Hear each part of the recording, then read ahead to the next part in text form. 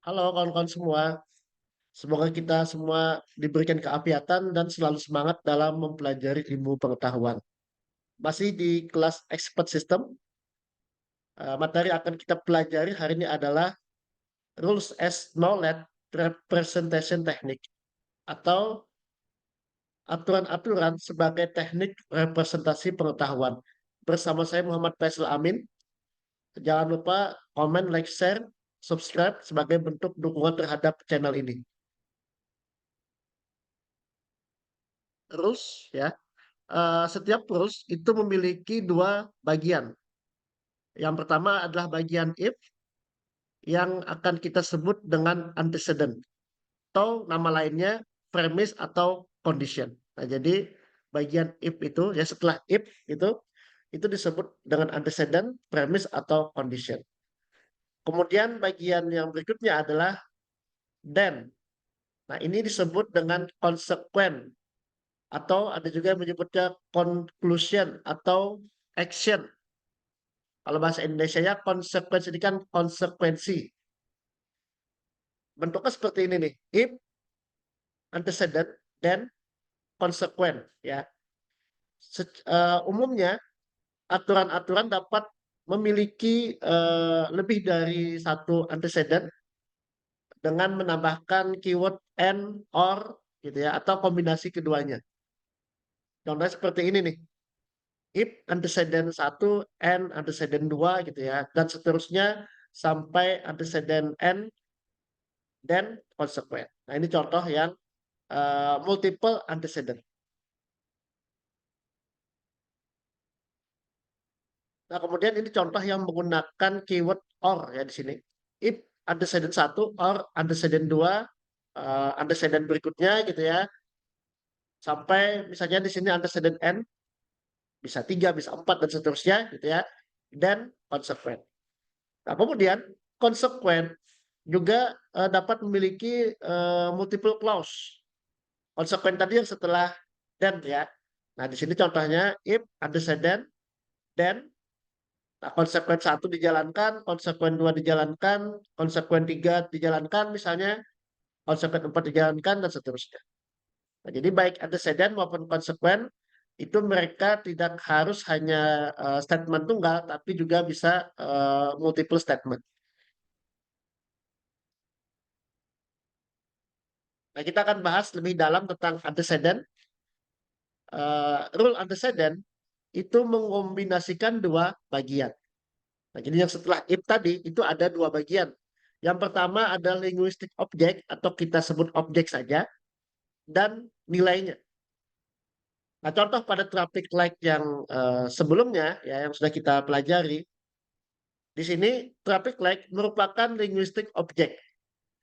Lampu lalu lintas gitu ya, traffic light itu merupakan linguistic object. Traffic light ini memiliki dua nilai yaitu hijau dan merah. Expert system juga dapat menggunakan operator matematika untuk mendefinisikan objek sebagai numerik atau angka dan memberikannya nilai numerik. Ini adalah contoh menggunakan matematika operator ya atau operator matematika pada antecedent. Ingat antecedent itu setelah if ya, setelah if sebelum then. Jadi setelah if ini disebut dengan antecedent. Nah, di sini kita menggunakan operator matematika. Ya. Linguistic objeknya yang mana nih yang ini? Yang age of the customer. Ini disebut dengan linguistic object. Kemudian operator matematika adalah yang tanda kurang dari. Value-nya yang 18 ya. Value atau nilainya yang 18. Kemudian di sini dihubungkan dengan menggunakan kata kunci n. Ya, ini juga sama linguistic object. Ini operator matematikanya menggunakan tanda lebih dari nilainya 1000.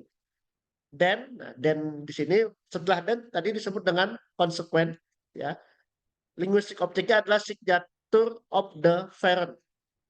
Nah, di sini operatornya kita menggunakan is ini sama dengan ya sebenarnya ya. Bisa diganti dengan sama dengan. Kemudian nilainya adalah required atau wajib. Nah, sekarang kita akan bahas lebih dalam tentang konsekuen. Konsekuen itu mengombinasikan juga ya objek dan value-nya dan bisa kita hubungkan menggunakan operator. Objek numerik ya ini juga dapat kita lakukan apa namanya ekspresi matematika. Nah, contoh nih yang di bagian konsekuen. Konsekuen itu setelah then ya. Nah, di sini kalau yang setelah if tadi disebut dengan antecedent ya yang taxable income ini apa? Disebut dengan linguistic object ya tanda lebih dari ini operator matematikanya, ini value-nya. Nah, ini bagian antecedent ya. Konsekuen bagian yang di sini yang setelah then. Medicare levy ini adalah linguistic object ya. Kita beri nilai, nah tapi kita mengasih nilainya nggak langsung angka jadi gitu ya, tapi berupa ekspresi matematika. Ini juga boleh. Di sini eh, nilai dari Medicare levy adalah nilai dari taxable income ya dikali 1,5% atau 1,5 per 100.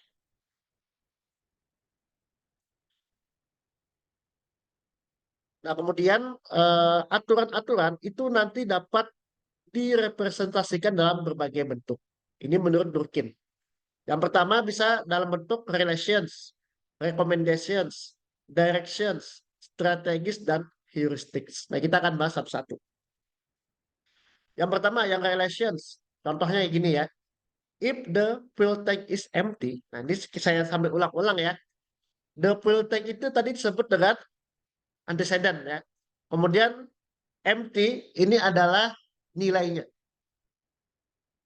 Relation ini berarti berhubungan gitu ya. Jadi kalau misalnya tangki bahan bakar itu kosong, maka mobilnya mati. Nah, ini contoh hubungan relation. Kemudian contoh yang recommendations. If the session is autumn, jadi di sini jika session musimnya adalah autumn, autumn ini musim gugur, dan langitnya berawan, dan diramalkan hujan gerimis, drizzle itu hujan gerimis ya. Maka rekomendasinya ya dan yang di sini uh, take an umbrella. Nah, ini contoh yang recommendations.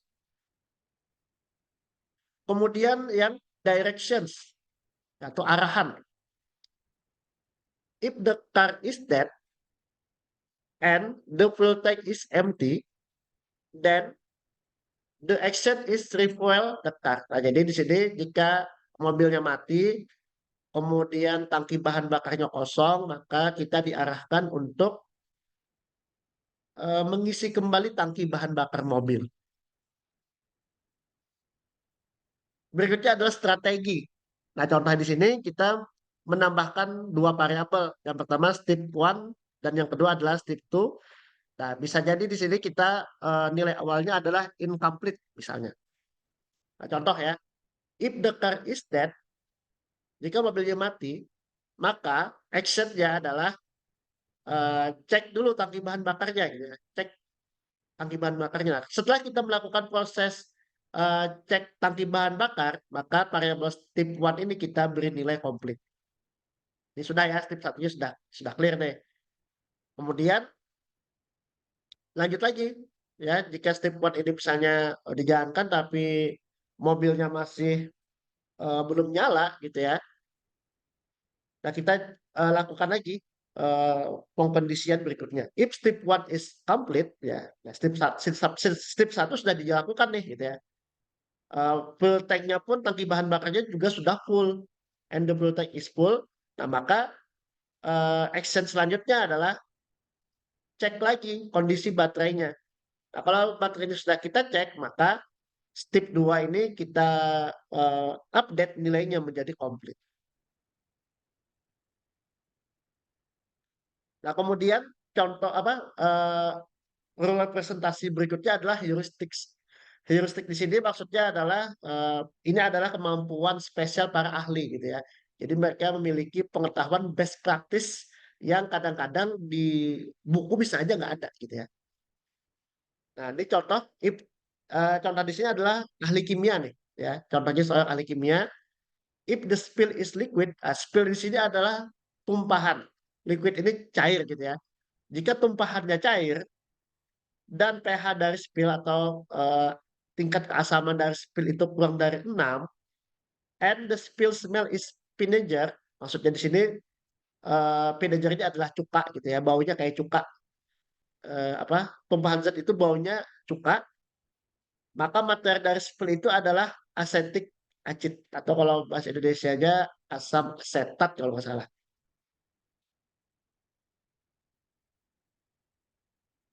Nah, baik teman-teman semua, untuk mempelajari materi ini supaya lebih paham gitu ya, teman-teman bisa mengerjakan kuis berikut ini.